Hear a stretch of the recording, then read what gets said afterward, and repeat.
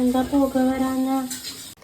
നല്ല അടിപൊളി ഒരു മട്ടൻ ബിരിയാണിയുടെ റെസിപ്പി ആയാലോ. ഫസ്റ്റ് തന്നെ നമുക്ക് മട്ടൻ വേവിക്കാനായിട്ട് വെക്കാം. മട്ടൻ ഇട്ട് കൊടുക്കാം. ഇനി നമുക്ക് അതിലേക്ക് സവോള, നീളത്തിൽ അരിഞ്ഞ സവോള ഉണ്ട്, അതൊന്ന് ഇട്ട് കൊടുക്കാം. പിന്നെ നമുക്ക് ഒരു തക്കാളി, ഞാനൊരു 3 തക്കാളിയോളം എടുത്തിട്ടുണ്ട്. പിന്നെ പച്ചമുളക് ചതച്ചത് ഇട്ട് കൊടുക്കുന്നുണ്ട്.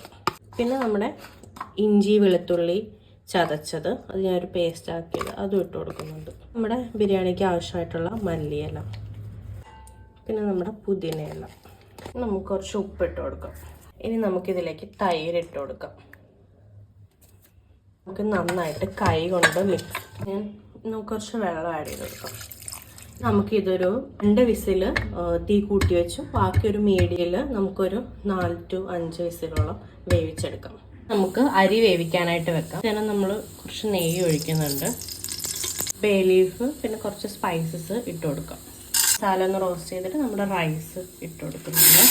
ഇതൊന്ന് ജസ്റ്റ് ഒന്ന് റോസ്റ്റ് ചെയ്യുന്ന പരുവത്തിൽ ഇട്ട് കൊടുക്കാം. നമുക്കിതിലേക്ക് വെള്ളം ഒഴിച്ചു കൊടുക്കാം. നമുക്കിതിലേക്ക് കുറച്ച് നാരങ്ങ, കുറച്ച് പച്ചമുളക് ചതച്ചത്, ഇപ്പം ഇഞ്ചി വെളുത്തുള്ളി പേസ്റ്റ് വെച്ചിരിക്കുന്ന ഓണിയനും കുറച്ചൊന്ന് ഇട്ട് കൊടുക്കുന്നുണ്ട്. ഞാനിവിടെ ഒരു ചെറിയ ടീസ്പൂൺ ഉപ്പാണ് ഇട്ട് കൊടുത്തിട്ടുള്ളത്.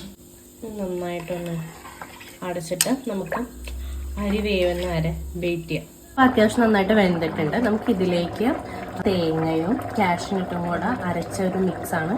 അത് നമ്മൾ വെള്ളം ചേർക്കാതെ തന്നെ അരച്ചാണ്. അത് നമുക്കിതിലേക്ക് ഇട്ട് കൊടുക്കാം. നന്നായിട്ടൊന്ന് മിക്സ് ചെയ്യാം. ഇനി ഇത് നന്നായിട്ടൊന്ന് വറ്റി വരണേ. നമുക്ക് ഇനി ദമ്മിടാം. നമുക്ക് ആദ്യമേ കുറച്ച് മട്ടൺ ഇട്ട് കൊടുക്കാം. ഇതിൻ്റെ മീതെ റൈസ് ഇട്ട് കൊടുക്കാം. ഫ്രൈ ചെയ്ത് വെച്ചിരിക്കുന്ന ഓണിയൻ ഇട്ട് കൊടുക്കാം. റോസ്റ്റ് ചെയ്തിരിക്കുന്ന കാഷ്യൂനട്ടും കിഷ്മിഷും ഇട്ട് കൊടുക്കാം. പുതിനയില കട്ട് ചെയ്ത് വെച്ചിട്ടുണ്ട്, അതിട്ട് കൊടുക്കാം. മല്ലിയില ഇട്ട് കൊടുക്കുന്നു. പൈനാപ്പിൾ ഇടുന്നുണ്ട്. നെയ്, ഗരം മസാല, ഈ സെയിം സാധനം തന്നെ റിപ്പീറ്റ് ചെയ്യാം.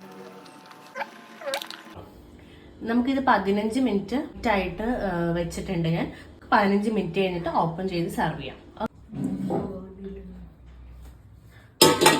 അപ്പോൾ നമ്മുടെ മട്ടൻ ബിരിയാണി ഇവിടെ റെഡി ആയിട്ടുണ്ട്. അപ്പോൾ ഫസ്റ്റ് തന്നെ നിങ്ങൾ മട്ടൻ്റെ പീസൊക്കെ ഒരു പാത്രത്തിലേക്ക് മാറ്റി റൈസ് സെപ്പറേറ്റ് ചെയ്തിട്ട് അങ്ങനെ സെർവ് ചെയ്യുന്നതായിരിക്കും നല്ലത് കേട്ടോ. അപ്പോൾ ഈ റെസിപ്പി എല്ലാവരും ട്രൈ ചെയ്ത് നോക്കിയിട്ട് ഫീഡ്ബാക്ക് അറിയിക്കുക കേട്ടോ.